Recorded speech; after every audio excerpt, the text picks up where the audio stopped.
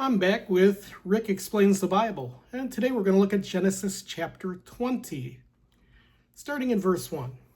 And Abraham journeyed from thence toward the south country, and dwelled between Kadesh and Shur, and sojourned in Gerar.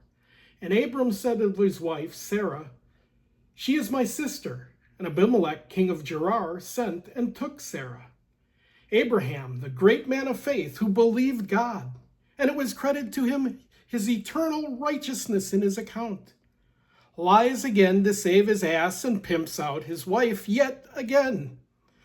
She must have been really hot in her 90s. Everybody wants her. Verse 3.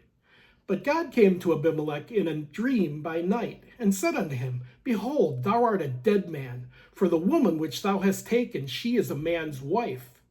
But Abimelech had not come near her. And he said, Lord, wilt thou slay also a righteous nation?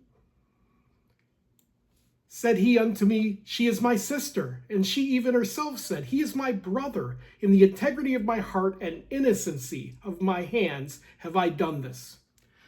So God inhabits dreams. And he warns Abimelech. He has another man's wife. When did this become a rule anyway?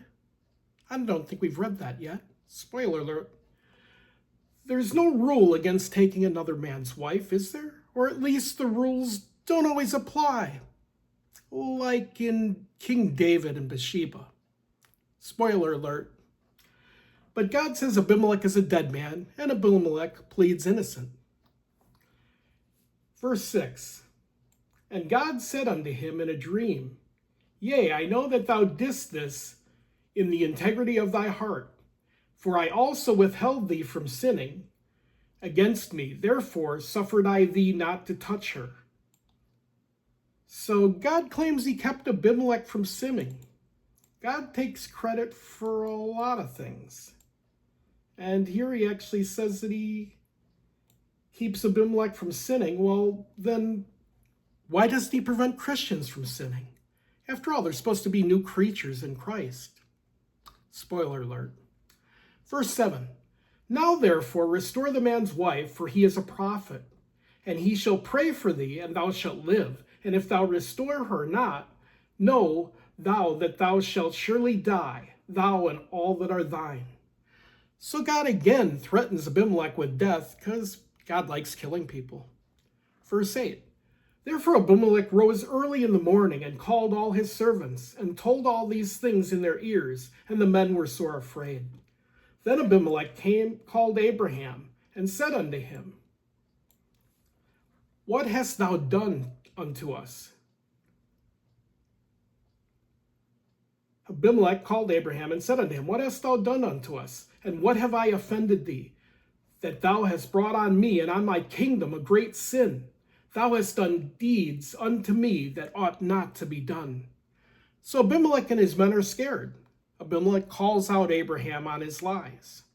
Verse 10. And Abimelech said unto Abraham, What sawest thou that thou hast done this thing? And Abraham said, Because I thought, surely the fear of God is not in this place, and they will slay me for my wife's sake.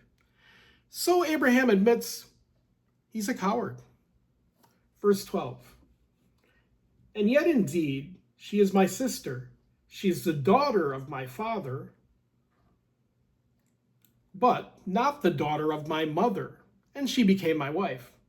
So Abraham conveniently plays with words here a little bit, also known as lies of convenience.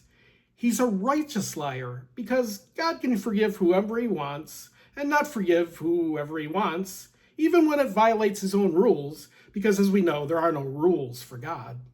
Even though he keeps telling us who and what he is over and over, as if, well, he's a narcissist. Verse 13. And it came to pass, when God caused me to wander from my father's house, that I said unto her, This is thy kindness which thou shalt show unto me. At every place whither we shall come, say of me, He is my brother.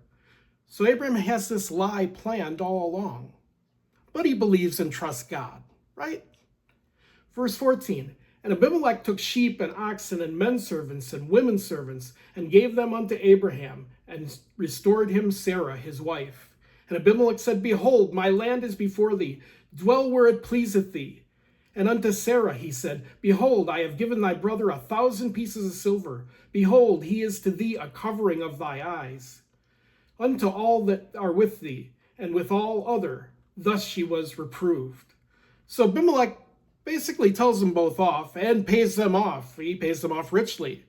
So God made Abraham rich, right? Extortion, fraud, that had nothing to do with it. Verse 17. So Abram prayed unto God, and God healed Abimelech and his wife and his maidservants, and they bare children. So God did something to Abimelech, plagued him in some way, and God takes it back once the ransom is paid. Abimelech was guilty of being ripped off in God's name. Sounds about right. Verse 18, For the Lord had fast closed up all the wombs of the house of Abimelech because of Sarah, Abraham's wife. So no children for the house of Abimelech, even though he did nothing wrong. God has a strange sense of justice. Have a great day. I'll be back with chapter 21 tomorrow.